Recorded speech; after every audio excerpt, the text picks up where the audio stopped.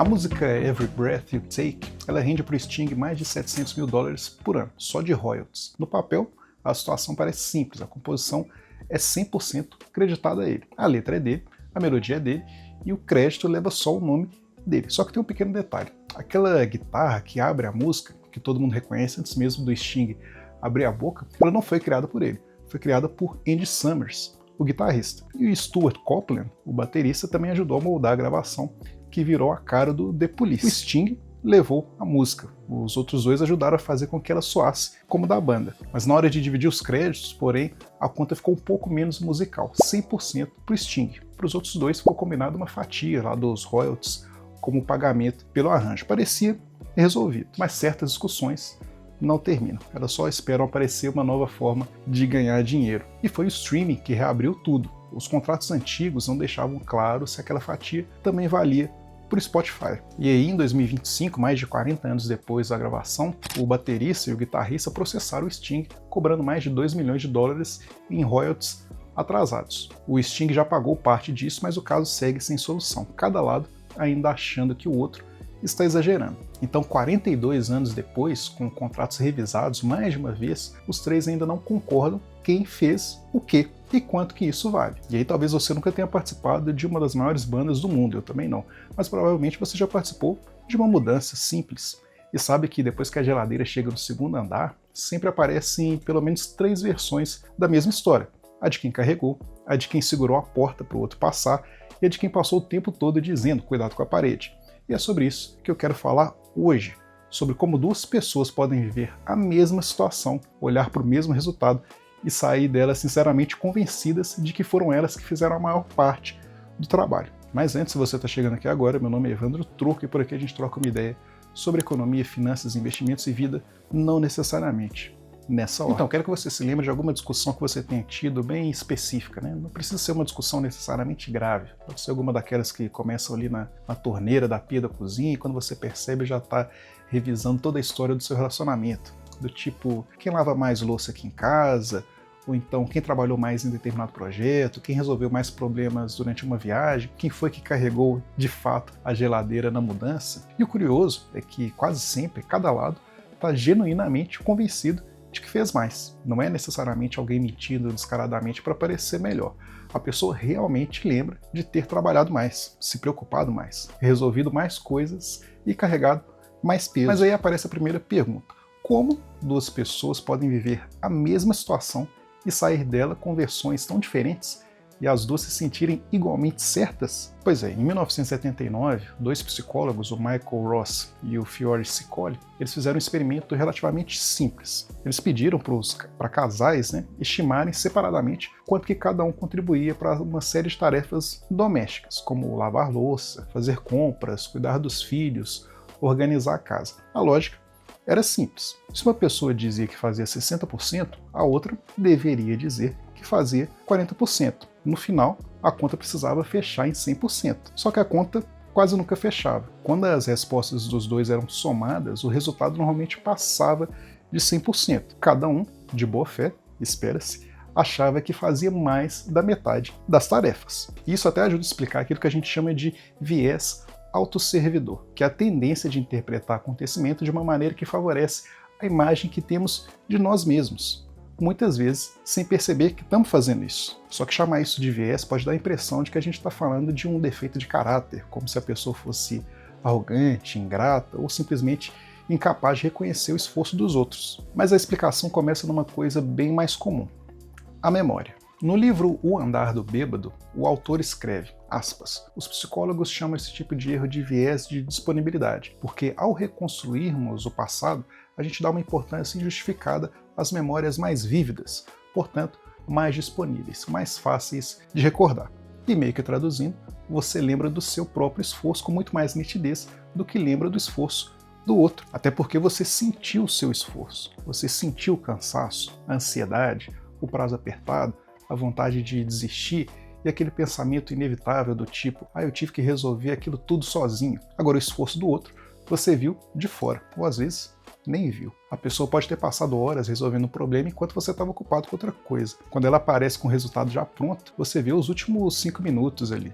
Ela, aquela outra pessoa, viveu as últimas 5 horas. E até por isso que a sua dor nas costas, carregando uma geladeira e uma mudança, acaba ocupando mais espaço na sua memória do que a dor nas costas de quem estava do outro lado. Você estava presente em 100% do seu próprio esforço. Agora, no esforço do outro, você chegou no meio da sessão. Mas, se fosse apenas um erro de memória, por que a gente reage com tanta intensidade quando alguém questiona a nossa contribuição? Porque, de fato, é bastante incômodo ouvir que a gente não participou tanto, não fez tanto. Porque uma discussão dessas, que aparentemente começa de uma forma simples sobre quem lavou a louça, em poucos minutos pode escalar e virar uma discussão sobre respeito, consideração e tudo que aconteceu nos últimos 10 anos. Mas é aqui que a história fica até mais interessante. Pesquisas sobre esse tema mostram que esse viés não aparece exatamente do mesmo jeito em toda relação. Vamos pensar aqui, por exemplo, em 2 pessoas que acabaram de começar a trabalhar juntas. Uma passou a manhã inteira fazendo uma planilha, a outra ficou responsável pela apresentação.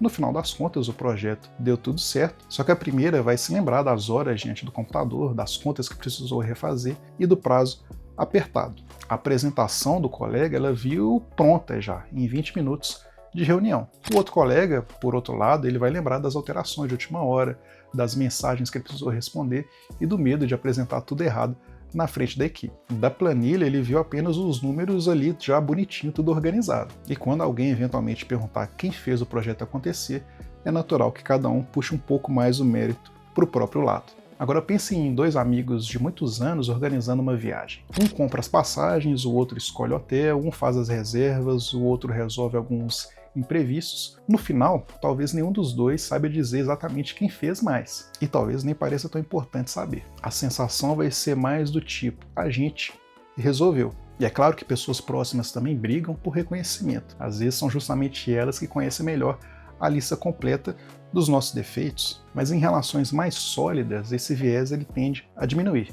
Em vez de eu fiz, aparece mais facilmente o a gente fez. E isso acaba mudando bastante a maneira de olhar para o problema, porque se fosse apenas caso aí de vaidade, seria até razoável imaginar que a disputa apareceria com a mesma força em qualquer relação, mas não parece ser bem assim. Quando a relação é sólida, quando você sente que o seu lugar ali não está em jogo, talvez exista menos necessidade de guardar cada contribuição como uma prova. Você não precisa sair repetindo, eu fiz aquilo, eu fiz isso, essa parte foi minha, sem mim não teria acontecido. Agora, numa relação nova, distante ou até competitiva, cada pequena contribuição pode funcionar como uma espécie de comprovante do seu valor. É como se a gente precisasse guardar todos os recibos, porque se eu não mostrar tudo o que fiz, talvez ninguém perceba. Se ninguém perceber, talvez eu não seja reconhecido. E se eu não for reconhecido, alguma parte de mim começa a desconfiar que meu lugar ali pode não estar tão garantido. Talvez, então, essas disputas não sejam apenas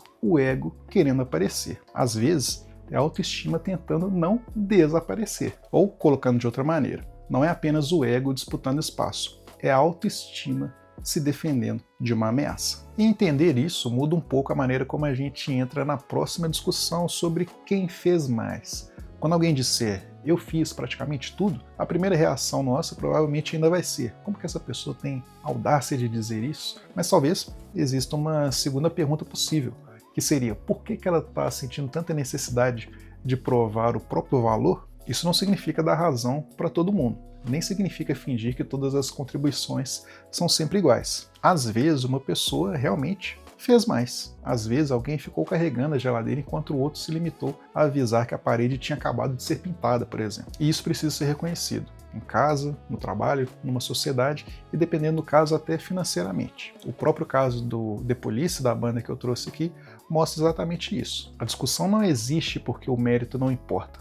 Ele existe justamente porque o mérito importa e importa muito. O ponto é saber separar 2 coisas que frequentemente aparecem misturadas. A primeira seria a noção do eu mereço reconhecimento e a segunda seria a noção de que eu preciso provar que fui mais importante do que você. As 2 frases são parecidas, mas não são exatamente a mesma coisa. Pois é, o processo envolvendo a banda, o The Police, ainda não foi resolvido. Mais de 40 anos depois da gravação, ainda existem contratos, interpretações diferentes, pagamentos em disputa e advogados tentando definir o valor exato da contribuição de cada um. E talvez nunca exista uma resposta capaz de satisfazer completamente os 3 integrantes, até porque não se trata apenas de medir quantas notas cada um tocou. O Sting, o vocalista, escreveu a letra, a melodia e a estrutura principal da música. O guitarrista criou o riff, que se tornou uma das partes mais reconhecíveis da gravação. São contribuições diferentes, e quando o resultado só existe porque contribuições